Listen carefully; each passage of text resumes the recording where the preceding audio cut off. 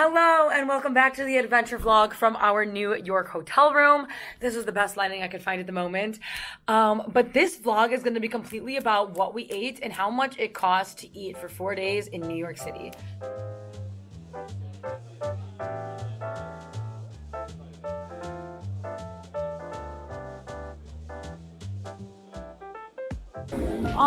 Can I just do a cappuccino, please? Our first stop, as soon as we got to Times Square, was for coffee at this cute dessert shop outside of our hotel.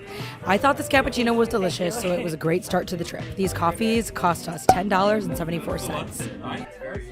Then we went to 12 Cheers for dinner, which was a super fun, energetic Israeli restaurant, and we ate with 4 people total. Hummus, tabbouleh, schnitzel, lamb chops, plus a bottle of wine. Our total was only $203.59. I thought that was amazing for 4 people eating. Later that night, we went to Galway Hooker, which was just a bar, and the drinks, it was $57.60 for 3 drinks. Absolutely whack and so overpriced. Later that night, we went to Dave & Buster's, where drinks cost us $39.82. And we ended the night with 2 late-night pizza slices for $16.62. Let's get 2 bigs, because I'm sold on this one.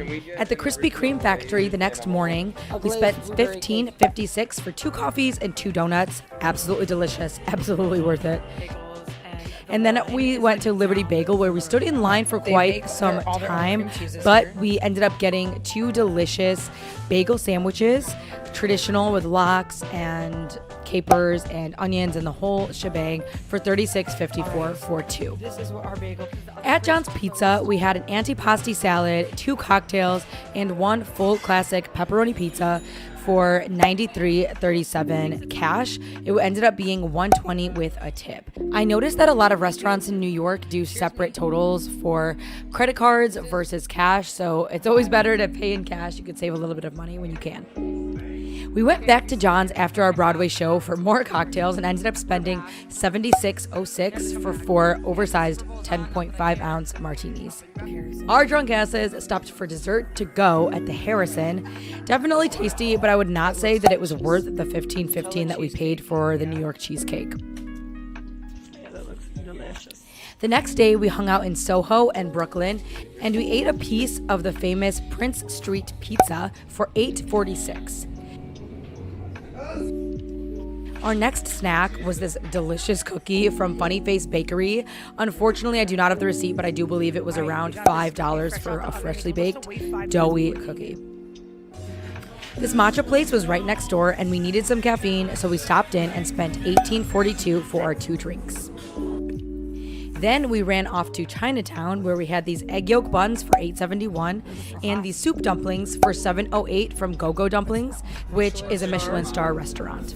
For our caffeine re-up, we spent $10.62 at Blank Street Coffee. Later that night, we had the biggest meal we probably had the whole trip at this really trendy restaurant called Misi. They make their own pastas, and it's sort of famous on TikTok. We had like 4 to 5 courses, and we only spent $222.10 before a tip. So after tip, it was $272.10 for the total. We ended the night in the coolest speakeasy ever that was back near our hotel, and we spent a total of $128.49 for probably 4 to 6 cocktails. Our drunk chopped cheeses cost us $17.68. And then the next morning, before we hit the airport, our last round of New York bagels and coffee cost us $23.93. This brings us to a total of $990.37 for about 4 days in New York City as a visitor. Divide that by the 2 of us, we each individually spent $495.19. Of course, we splurged and we had some nice dinners, we had a lot of drinks, and we even had a lot of desserts. So there are definitely cheaper ways to eat in New York City, but we wanted some sort of food tourism for this trip. So there you have it, what we spent on food and drink for a weekend in New York City.